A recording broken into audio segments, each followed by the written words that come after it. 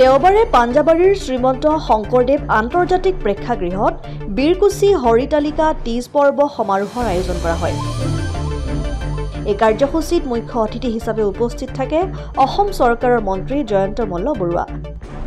আদৰণি ভাষণত মন্ত্ৰী বৰুৱাই তীজ উৎসৱ উপলক্ষে অসমৰ গোৰ্খাসকলক শুভেচ্ছা জনাই তেওঁ কয় যে অসমৰ ভাষা সংস্কৃতিৰ ক্ষেত্ৰত গোৰ্খাসকলৰ অৱদান অতুলনীয়। তেখেতসকলৰ অৱদানে জাতি গঠনত বিশেষভাৱে সহায়ক। উল্লেখযোগ্য যে এই অনুষ্ঠানত ৰাজ্য চৰকাৰৰ গোৰ্খা উন্নয়ন পৰিষদৰ অধ্যক্ষ প্ৰেম তামাঙো উপস্থিত থাকে।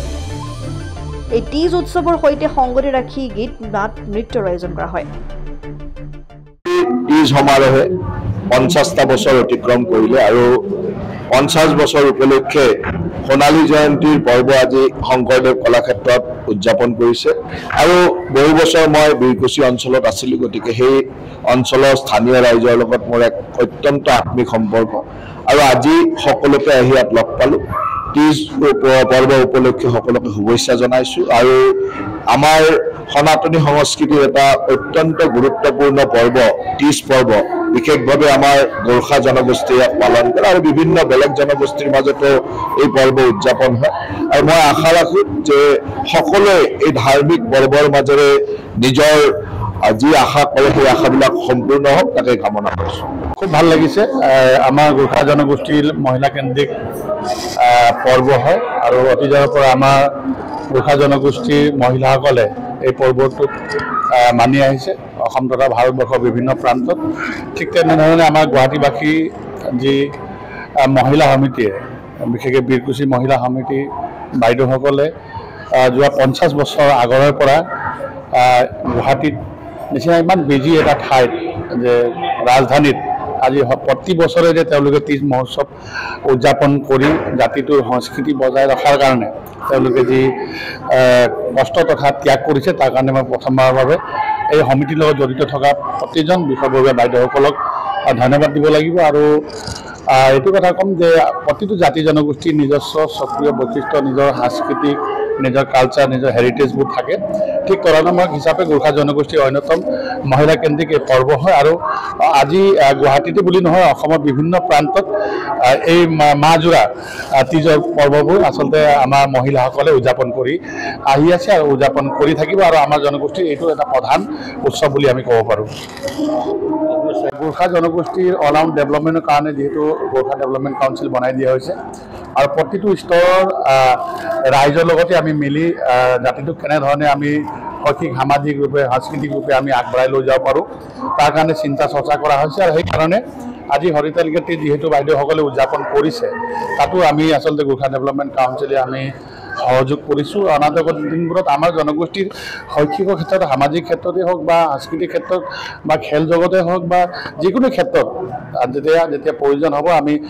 গোৰ্খা জাতিক ডেভেলপ কৰাৰ কাৰণে আমি প্ৰতিটো ক্ষেত্ৰতে আমি গোৰ্খা ডেভেলপমেণ্ট কাউন্সিলে নজৰ ৰাখি আছোঁ আৰু অনাগত ৰাইজৰ লগত থাকি আমি কাম কৰি যাম। তাতে আমাৰ অসমৰ মাননীয় মুখ্যমন্ত্ৰী ডাঙৰীয়া যিহেতু আমাক আজি ৰাইজক সেৱা কৰিবৰ কাৰণে যি এটা মঞ্চ বনাই দিছে, তাৰ কাৰণে আমাৰ আঁচনিবোৰ ৰূপায়ণ কৰিবৰ কাৰণে পুঁজি দিছে, তাৰ কাৰণে মুখ্যমন্ত্ৰী ডাঙৰীয়া ধন্যবাদ দিব লাগিব, যাৰ কাৰণে আজি আহি আমি ৰাইজক সেৱা কৰিব পাৰিছোঁ আৰু মহিলাসকলক, বাইদেউসকলক আমি সেৱা কৰিব পাৰিছোঁ। আমাৰ সংস্কৃতিখন বচাবলৈ কাৰণে আমি মঞ্চক আমি আচলতে মঞ্চ বনাৰ কাৰণে সুবিধাও আমি বনাই দিব পাৰিছোঁ, তাৰ কাৰণে মুখ্যমন্ত্ৰী ডাঙৰীয়াক ধন্যবাদ দিছোঁ। সমিতিৰ তৰফৰ পৰা গোটেই অসমবাসীক বা গুৱাহাটীবাসীক শুভেচ্ছা জ্ঞাপন কৰিছোঁ। হৰিতালিকা তীজ পৰ্ব কি হয় অলপ চলপটো শুনাই পালে। আমাৰ এইটো বহুত মহিলাৰ কাৰণে বা আমাৰ গোৰ্খা জাতিৰ কাৰণে মান পৰব হয়। এইটো পৰবত আমি নিজৰ ঘৰৰ সুখ শান্তি বা নিজৰ স্বামীৰ বা ঘৰৰ সুখ শান্তি বা শান্তিৰ কাৰণে এইটো আমি এইদিনা আমি শিৱ পাৰ্বতী ব্ৰত ৰখা যায়। দিনভৰ নিৰ্জাৰ ব্ৰত কৰে, পানী নাখাই পেলাই ব্ৰত ৰাখে যোনে পাৰে আৰু সবেই ব্ৰত ৰাখে। এইটো ব্ৰত ৰাখি শিৱ পাৰ্বতীৰ পূজা অৰ্চনা কৰি নিজৰ ঘৰৰ সুখ শান্তিৰ কাৰণে শিৱ পাৰ্বতীৰ পূজা কৰে আৰু আমি এই পূজা কৰি ভাল গহনা, ভাল ভাল ৰঙা কাপোৰ পিন্ধি শৃংগাৰ কৰি এই নাচ গান কৰা আমাৰ প্ৰথা আছে গোৰ্খাত। সেইটো কৰি কৰি আমি আগত আৰু আমাৰ মা দেউতা মাহঁতে আগত যেনেকৈ সৰু সাৰা কৰি কৰিছিলে পিছত যেতিয়া আমি জানা হৈছোঁ ইয়াক অলপমান ভালদৰে আমি কৰিম বুলি আমি আজি 1970 পৰা আমাৰ মাহঁতে কৰি আহিছিল কৰোঁতে আমি তাৰ আমি 83 পৰা আমি যেতিয়া আমি অলপ জানা হ'লোঁ তেতিয়া অলপমান ভাল ধৰণে কৰোঁ বুলি আমি স্কুলত কৰিলোঁ এইটো মানে নাচ গান কৰি আমি শিৱ পাৰ্বতীৰ মূৰ্তি আনি পূজা কৰি আমি এনেকুৱা কৰি কৰি আজি স্বৰ্ণ জয়ন্তী পালোঁ স্বৰ্ণ জয়ন্তী পাইছোঁ ছেপ্টেম্বৰ 6 তাৰিখে আমাৰ এইটো সংস্কৃতি শোভাযাত্ৰা কৰি তাতে অনন্য কাৰ্যক্ৰম কৰিলোঁ আমাৰ কিবা কিবি প্ৰতিযোগিতা আছিলে এইবোৰ কৰিলোঁ কৰি আজি আমি 15 ছেপ্টেম্বৰ দিনা কলাক্ষেত্ৰত আজি এই সাংস্কৃতিক প্ৰগ্ৰাম ৰাখিছোঁ এতিয়া সবে ৰাইজে আহি মেলি সব ভাল এটা হেৰি কৰি আছে ফূৰ্তি এইটোৱে আমাৰ এইটো পূজা মানে এই যে 30 পৰ্বৰ হেৰিটো এইটোৱে হয় তাৰমানে এইটো আমাৰ এইটো 30 পৰ্বৰ কাৰণে মানে এইটো ব্ৰত ৰখা আমাৰ মানে ঘৰৰ মেইনটো শিৱ পাৰ্বতীৰ পূজা কৰি আজি এই দিনা সবে মানে এই ঘৰত সবে ছোৱালী আনিব নিজৰ ঘৰৰ ছোৱালী বেলেগ ঘৰত দিছে যদিও ছোৱালীক মাতি লৈ আহিব মাতি লৈ আহি ইহঁতক খোৱা দোৱা কৰি ধুনীয়াকৈ ঘৰত ৰাখি সেই ব্ৰতটো ৰাখে ঘৰত হ'লে অলপ অসুবিধা হ'ব বুলি মাকৰ ঘৰত আনি ৰাখি খুৱাই মেলি আগদিনাখন পিছদিনাখন এই ব্ৰতটো ৰাখে ব্ৰত ৰাখা আৰু এদিন পিছৰ দিনা আমাৰ পঞ্চমী পূজা বুলি কয় অৰুন্ধতী বা ঋষি পঞ্চমী পূজা বুলি কয় সেই পূজা কৰাৰ পিছত আমাৰ এইটো ব্ৰতটো শেষ হয়